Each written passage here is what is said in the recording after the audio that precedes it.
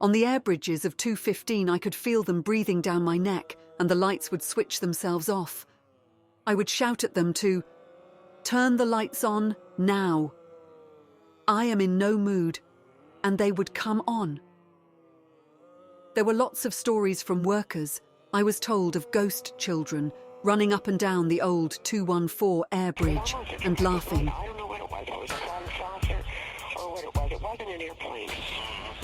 It was not an airplane. It was down off the road. You are listening to Pursuit of the Paranormal podcast with your host, Ash Ellis.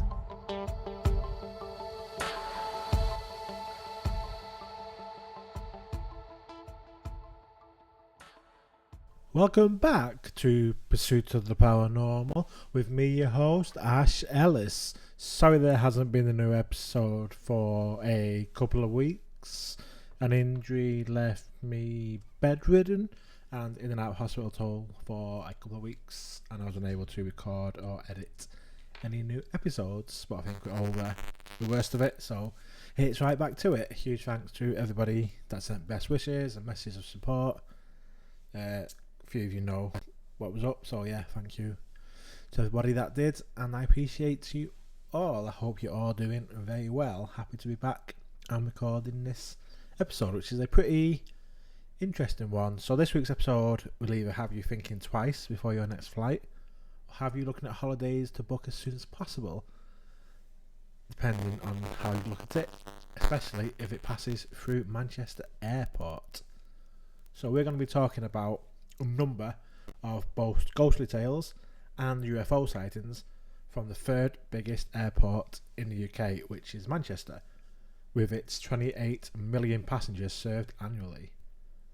Lying 7 miles southwest of Manchester city centre, the airport, originally called Ringway, opened in 1938 and was used as a base for the RAF during World War II. After rapid growth and expansion, the airport now has 3 passenger terminals, along with a cargo terminal, serving 200 destinations worldwide and up to 61 flights departing or arriving per hour. I live not too far from the airport, and my partner used to live right next to the boundary fence of the airport in Wivenshaw, and there's a lot of flights. Every minute there's flights taking off and landing, and they're very loud right over the tops of the houses down that area of Manchester. But what if I told you that this seemingly ordinary airport could be the most haunted airport in the UK, and one of the most haunted places in Greater Manchester itself, particularly around Terminal 3. So let's take a journey back, starting as far back as the 1970s, when reports of ghostly encounters at the terminal first began. It's not just a few spooky stories either. Testimonies from airport staff over the years have been chilling. Many, both current and former, admit that they're too creeped out to enter Terminal 3 alone at night. They report feeling like they're constantly being watched, sudden drops in temperature, and even sightings of ghostly figures that, just as quickly as they appear, melt into thin air.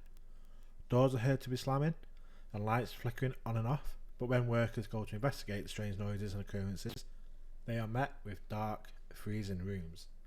And when I say freezing, I mean cold enough to see your breath in the air.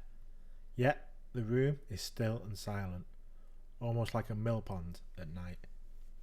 Some staff have even reported hearing blood-curdling screams echoing from somewhere deep within the terminal, when the place is empty of travellers in the early hours. When it comes to explanations for these creepy occurrences, there's a few theories. The first, and perhaps the most plausible, has to do with the land itself. Terminal 3 was built on what used to be the RAF Ringway base during World War II, which was home to the 613 Manchester Squadron, and many brave pilots took off from here, never to return. Could it be their spirits still wandering the terminal? Others attribute the hauntings to a night security guard who was reportedly killed in the 1960s. Although there's less evidence supporting this theory, some say his restless spirit still roams the terminal after dark. And then there's the land's original owner, a farmer whose presence is said to still linger in the atmosphere. Perhaps his spirit never left when the land was transformed into an airport. Now, let's dive into some of the most documented encounters.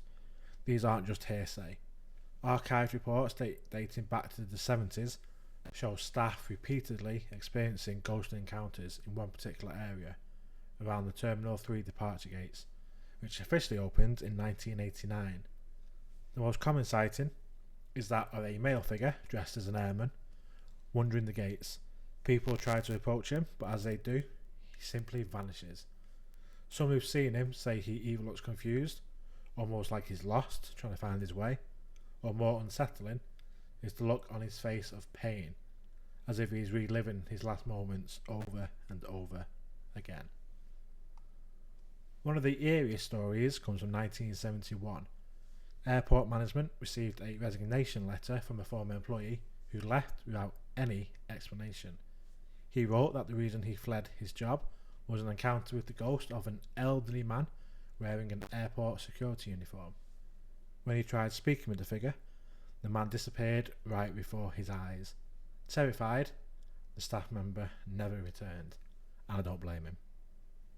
Since then, several other employees have reported similar sightings, glimpses of a ghostly night watchman, believed he was a security guard in the 1960s, who tragically died of a heart attack whilst on duty. A cleaner reported seeing the apparition in the storeroom, walking through offices and gliding along a corridor, with strange noises and footsteps heard as well as the movement of office supplies. In one instance, the airport managers were so concerned that an intruder was on the premises that they called the police, with one of those police officers claiming to actually see the phantom man. But the strange encounters don't end there. One worker described seeing a semi-transparent figure wearing a pilot's hat late one night. The figure walked into the toilets and the door shut behind him.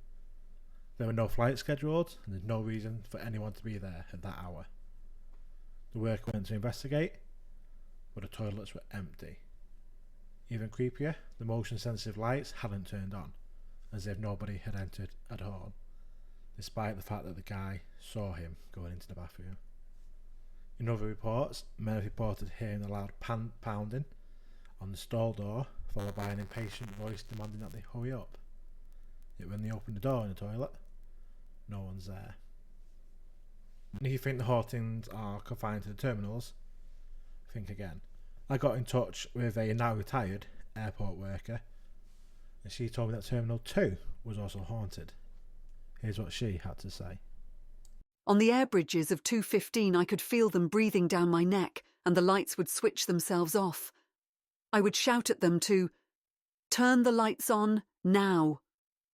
I am in no mood, and they would come on. There were lots of stories from workers. I was told of ghost children running up and down the old 214 air bridge and laughing. The old cleaning manager was a medium and could see they were laughing and pointing at people jumping off the Terminal 1 car park.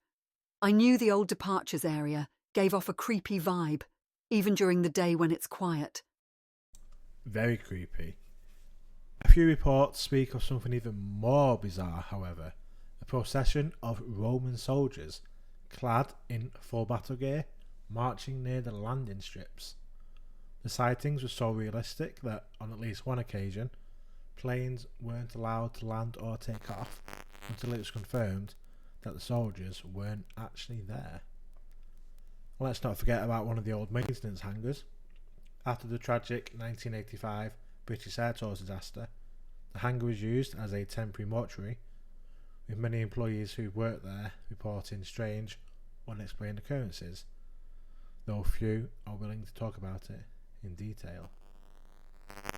So that's just a few of the more unusual cases and reports out of Manchester Airport, mostly around Terminal 3, but that's not all. Obviously, you guys should know by now I'm a UFO guy, and there are quite a lot of UFO reports from the area. So we're going to talk about a famous one, quite a famous one, and also some reports that have been made directly to us, to UFO Identified, my UFO research group. And we'll see if there's any kind of link between it. Is it the area that is causing it? Is it the land? What is actually making all these things happen? These crazy scary occurrences, as well as many UFO reports.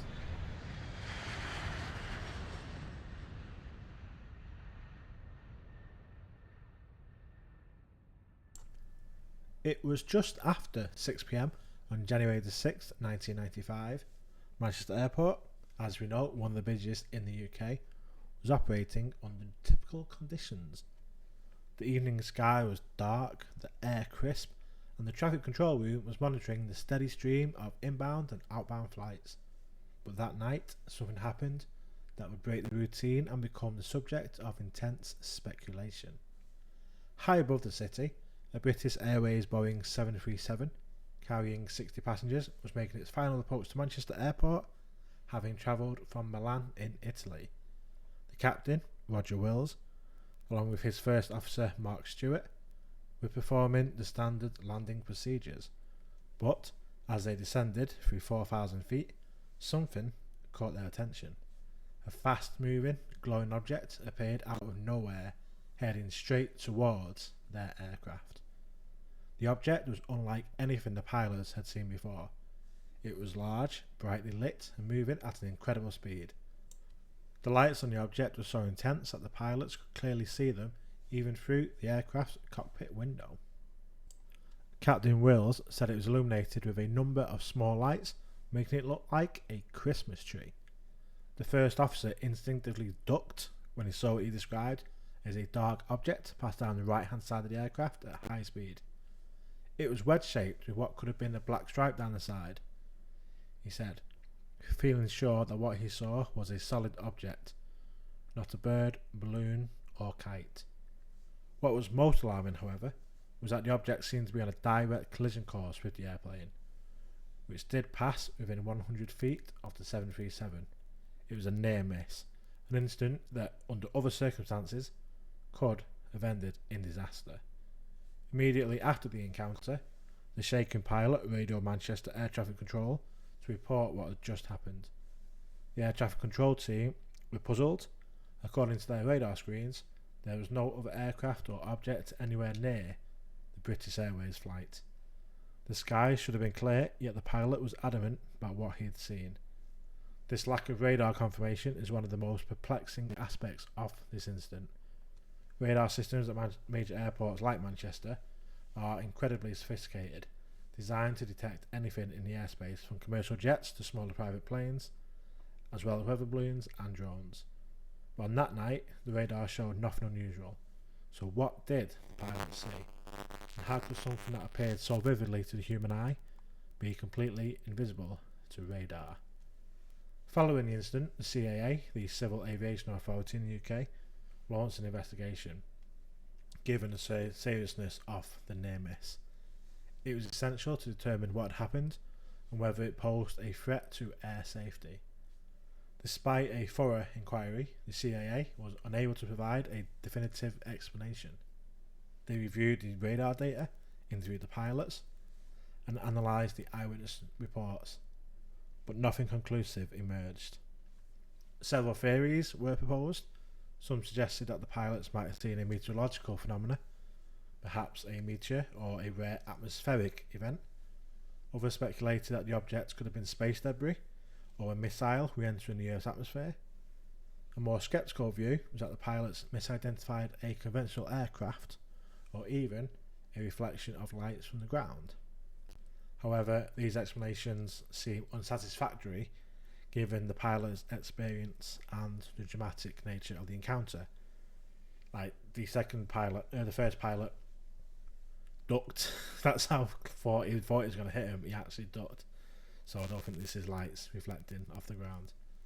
To this day, Manchester Airport UFO remains unsolved. The pilots involved have stuck to their story, and the lack of any official explanation has only fueled speculation, with many people talking about this case as quite a good one that, like I say, remains unexplained. And again, with radar, well, I don't say radar evidence, but the lack of radar evidence, but with these trained witnesses, people that are in the sky a lot, they have a lot of flying hours, for them to not know what they saw leaves this 1995 sighting really, really peculiar. And you can read the reports, you can read the CIA report of this encounter. And you just Google it.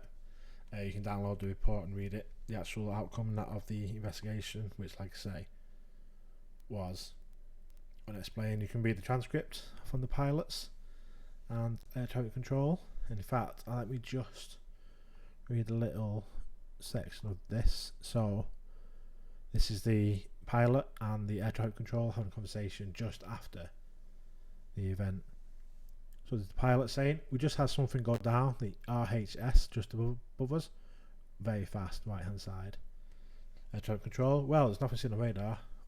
Was it an aircraft?" "But it had lights. It went down the starboard side, very quick."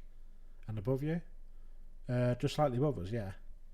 "Keep an eye out for something. I can't see anything at all at the moment, so it must have been very fast or gone down very quickly after it passed you, I think." "Okay, well there you go."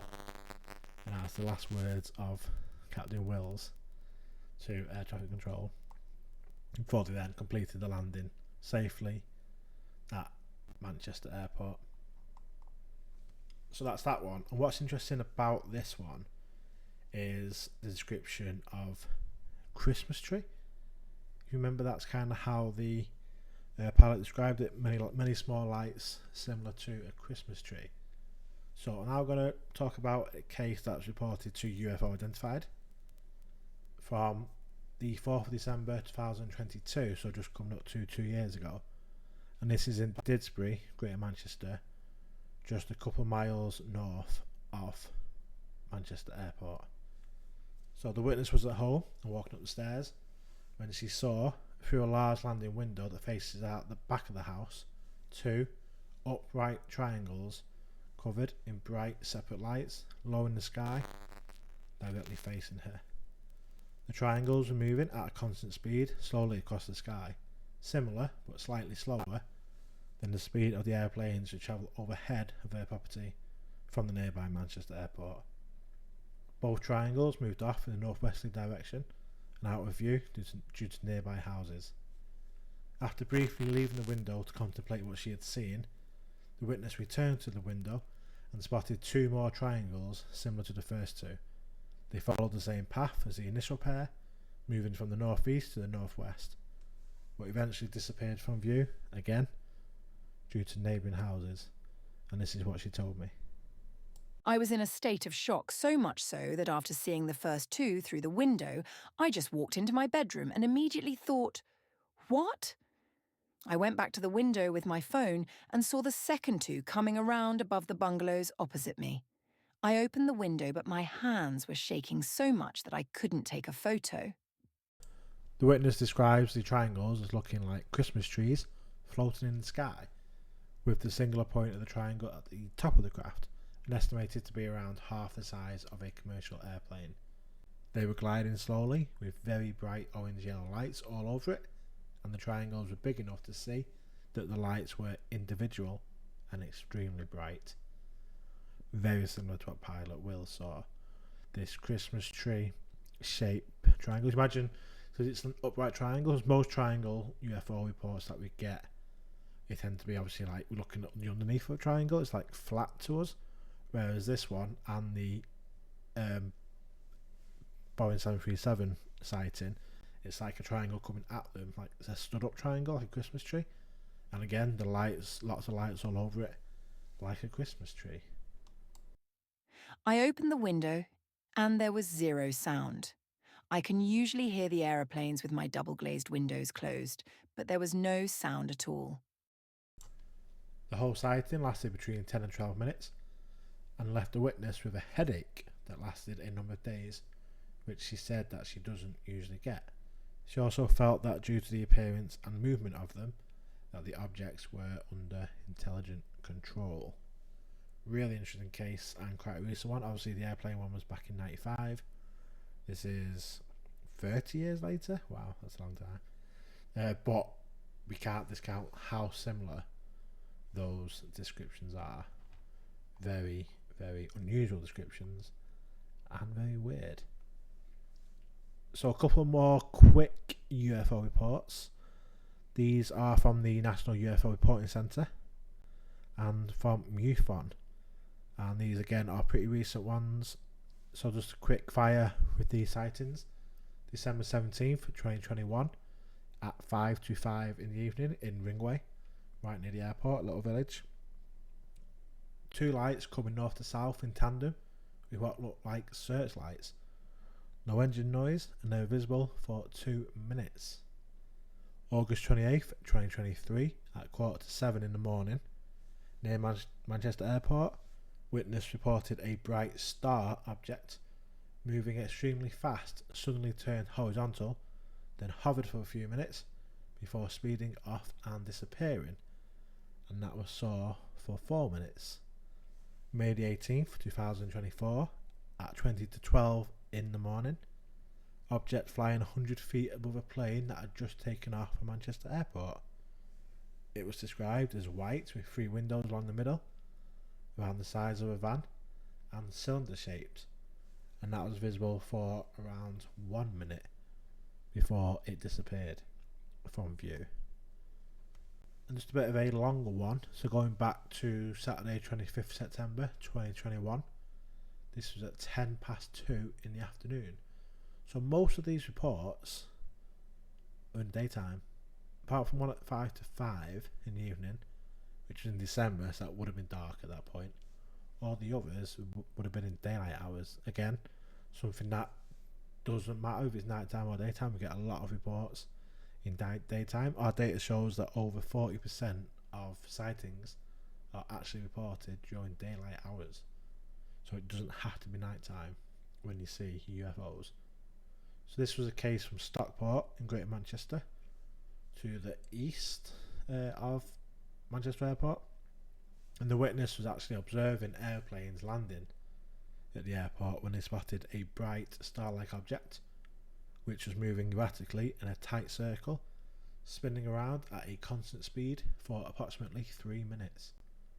The object was seen with both the naked eye as well as through binoculars, and was described as small, about the same size as the North Star, but its brightness was pulsating, changing from sparkling to dull whenever the sun shone on it.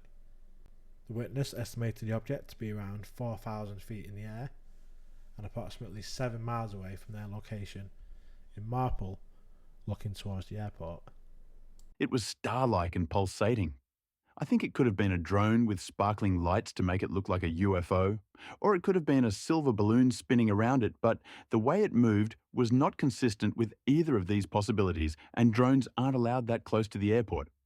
I've checked the local papers and there are no reports about any strange sightings at the same time. The weather conditions at the time of the sighting was broken clouds, windy, dry, and with good visibility. There were no other unusual activities noticed in the area, and the witness couldn't hear any sound associated with the object. Despite its small size, the object's erratic movements made it difficult for the witness to estimate its speed accurately. It disappeared suddenly from view, like a light being switched off, after about 3 to 5 minutes, leaving the witness feeling shocked and baffled by the sighting. So that's just a few UFO reports from the area. I always try to keep things recent with most of this stuff, just because I think that's more relevant. People can relate to it a bit more, rather than talking about lots of stuff from the 70s, 80s, 90s. We do like to try and keep things a bit more current here at the Pursuit of the Paranormal, and that UFO Identified, in fact. And if you do want to find out more about the UFO sightings, make sure you check out ufoidentified.co.uk, and we have the biggest database of current day UFO reports reported in the UK, so make sure you check that out. So there we go. I hope you enjoyed these stories, these reports, these ghostly goings on at the terminal, these strange lights and Christmas trees being seen in the sky.